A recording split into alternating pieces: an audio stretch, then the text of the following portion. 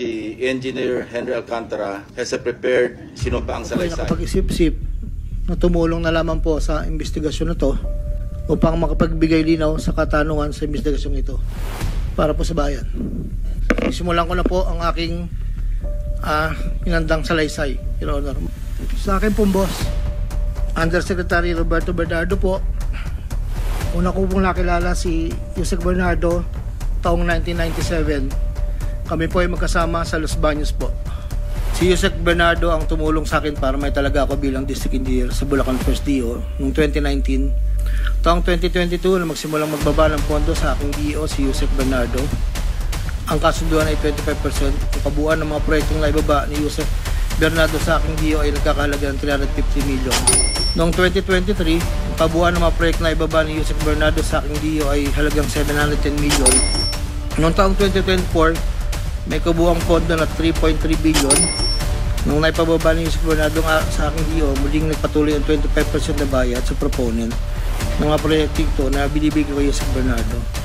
Ayon kay Yusek Bernardo, ang GAA insertions ng 2024, 300 million na para kay, sabi niya po sa akin, para kay Senator Bong Revilla.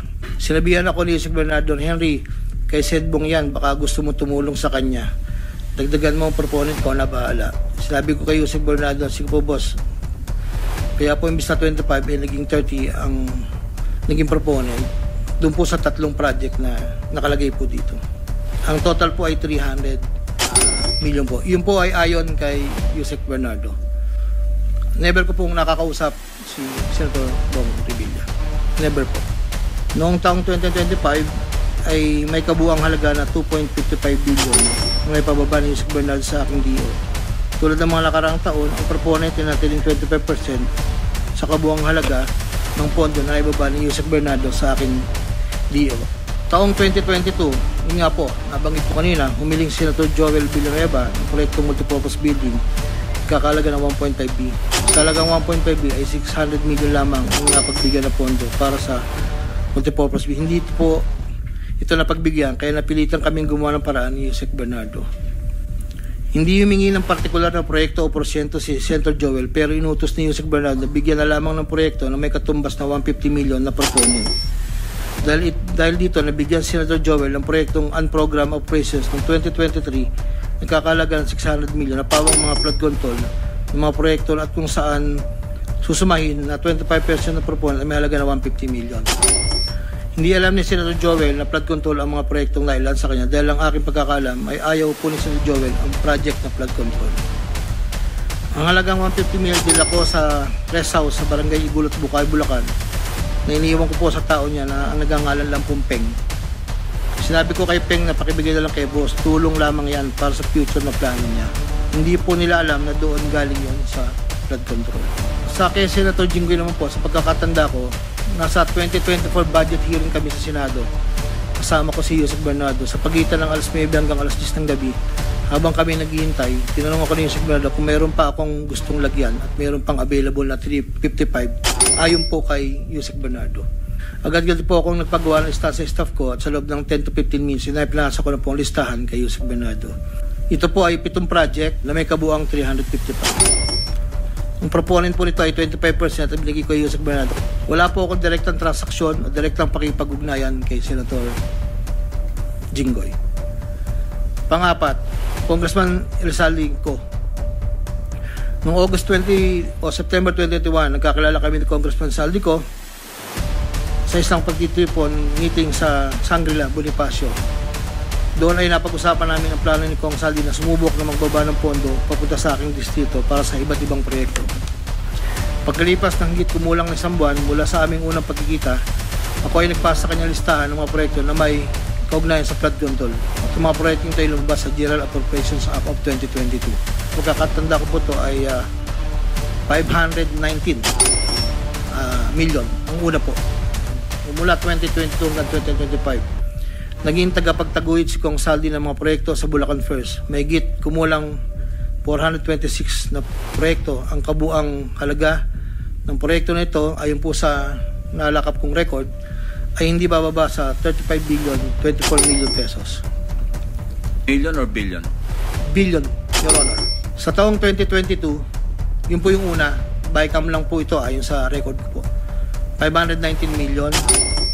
Sa 2023, 5,790,000,000 sa NEP, 3,250,000,000 sa BICAM, at 3,890,000,000 sa UA.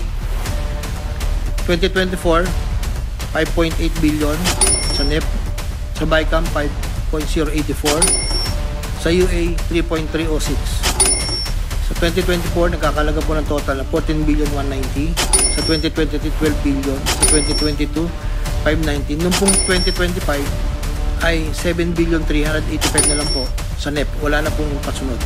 Ang kaniyang hinihingi na budget na bawat proyekto ay 20% lamang po noong 2022. Noong taong 2023 hanggang 2025 ay tumaas ng porsyento ng 25% po. Kapag ang proyekto ay napasok sa NEP, ang unang 10% ay agarang binibigay ko kay Kong Saldi. Habang ang balanse na 15% ay paglabas na po ng GAHA. Pero kapag proyekto ay naipasok gamit ang UA, ang 25% ay agarang iniipon ko pati binibigay kay Kong Saldi.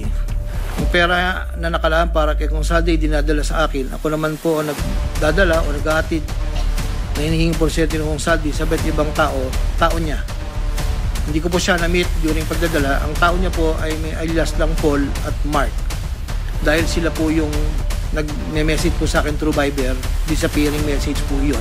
Paminsan-minsan man, inahatid ko ito sa kanyang bahay sa Ladybug Street, Valle Verde 6, Pasig City. Mula Ortigas po, kakaliwa ka, stoplight, may gate kakanan, kakaliwa, kakanan. Makikita na po yung bahay. Minsan po, inuutos ko lang po. Minsan po, ako po ang nagbababa. May tao lang pong tatanggap. Tapos po, iiwalan ko na po.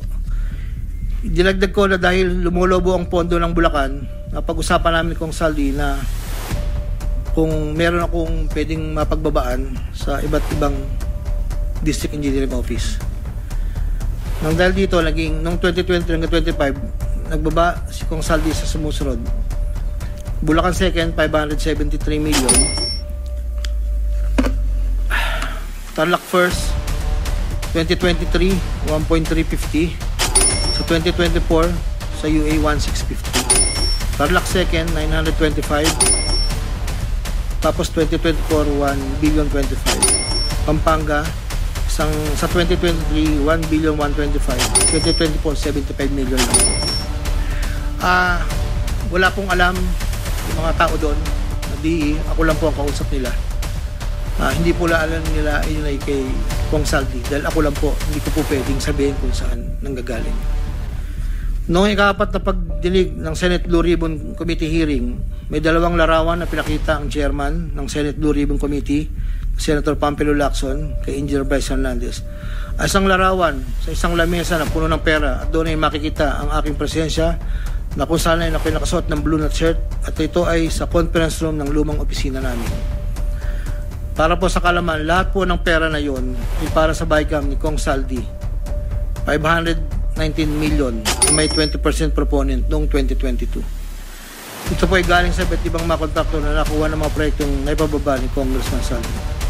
Ang pangalawang larawan naman po ng pera na nakasalansan sa isang bilyaran ay para sa proponent ng 2023 na 5.79 billion na dadalhin namin kay Kong Saldi na sa aking pagkaalala ay nagkakalaga ng 579 bilang 10% advance payment. Ginagawa ko ang sinumpang salaysay na ito upang pakita ang aking kusang loob na pakipagtulungan sa sinasagawang bisyo sa Senado, sa House of Representatives at iba pang ahensya ng pamahalaan kaugnay ng mga anomalyang proyektong DPWs. Ito pang matuluyang palagutin lahat ng mga taong sangkot. I will sign this. Nagpapatunay na ako po ay willing po makipag-cooperate. I will sign this one po. Salamat po.